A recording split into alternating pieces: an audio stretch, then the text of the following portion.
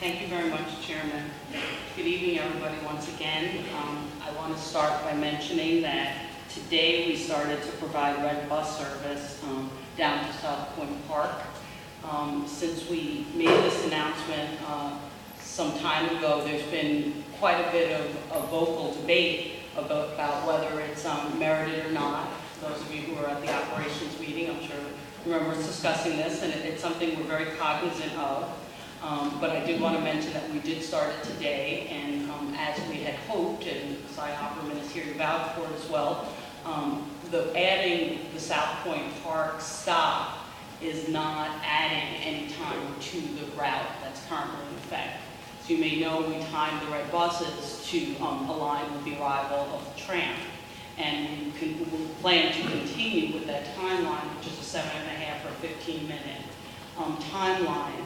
The way the bus runs currently, there was some idling time for the bus that is no longer in existence with this addition of this extra leg to it, but it would arrive at the same time at the same bus stops, meaning that idling time has been removed from the red bus. That being said, one would hope it really is just an addition, meaning it's giving folks that want to go down to the park, and we got many requests for this service from many different people, including folks that can't get to the park without having some bus service from other parts of the island, and that's why we looked into this to begin with.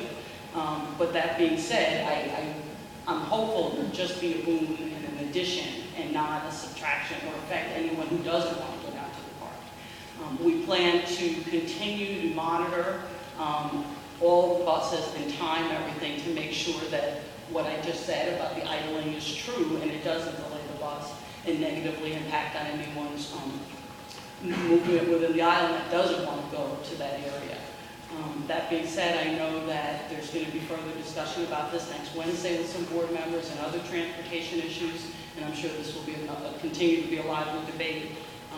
But I'm very hopeful that it is going to work out,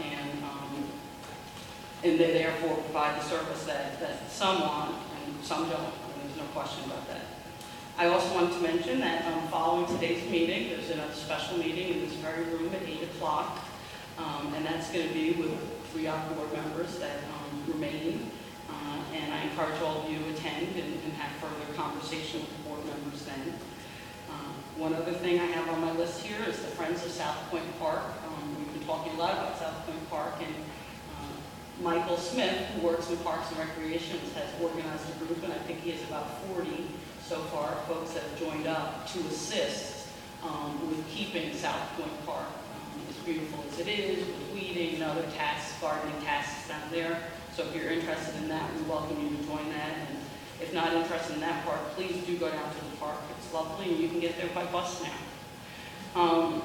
Two things that occurred in the last few weeks that I wanted to mention was our Day of Fitness. I don't know how many of you attended it, but it was out on Firefighters Field a week ago Saturday, and I know about 250 people were there. There were Zumba classes and tango, different stars of fitness. Gilead, I don't know if anyone knows him, Joe Lastic, and Josh Taylor were both there. And they led the groups and instruction.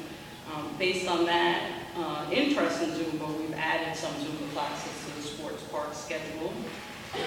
Another thing I wanted to mention was the 5K walk that was held. I know Jessica Lappin came over for that. That was something held by the Icla de Silva Foundation, a group that includes bone marrow donors with a focus on minority donors that are needed. So it was really great. About 450 people came over and walked the island through the perimeter. It was a beautiful day and raised a lot of money for a good cause. So if you're not a bone marrow donor yet, it's an easy thing to do, and it's a great thing to get on the list. Another charity that had an event was the New York City chapter for the Alzheimer's Association. They had a flag football event, and about 200 people came over and raised money for that. I know it seems like an exhaustive list, but I think it's important that folks know how often our space and our beautiful parks are used and utilized by different charities throughout New York, and what a service this island provides just by being so wonderful to folks that come over to raise money for these charities. in-house. We had an Arbor Day celebration. I know Faith Christian and Dr. Grimm were very involved in that, and had many students out there from PS 217. They learned a lot about trees and plants, and we had a grand old time, and it was wonderful to see all the kids out there.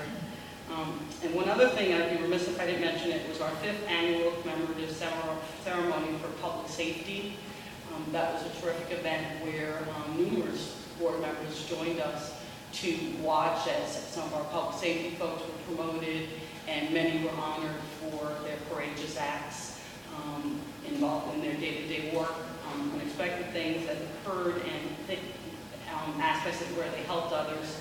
We also honored a few members of the public that were very instrumental, and one save in particular was a jumper, a person that jumped into the water, and it was really terrific to hear about the community and public safety working together on these different matters, and to honor those folks for their work. Last thing I want to mention is June 9th is Roosevelt Island Day. So everyone please save the date. That's a really fun event. It involves beautification, more planting, and that sorts of things going on, but it's also a carnival atmosphere, and that should be a fun day for all. There's going to be a concert that night at 6 p.m. Over by the Good Shepherd Plaza. If it's nice weather. If it's poor weather, it'll be at PS 217. So there'll be music as well as an all-day event, and I encourage everyone going. Last thing, I have to say this because I know Senator Serrano would like if I didn't. On that same day, which is June 9th, there's going to be a free mammogram truck outside of 591 Main Street. So we encourage everyone who would like to obtain a free mammogram to stop by 591 on June 9th. It's going to be there all day, and that's a great service that Senator Serrano is bringing to the audience, so we thank him for that. Thank you, Chairman, and the rest of the board.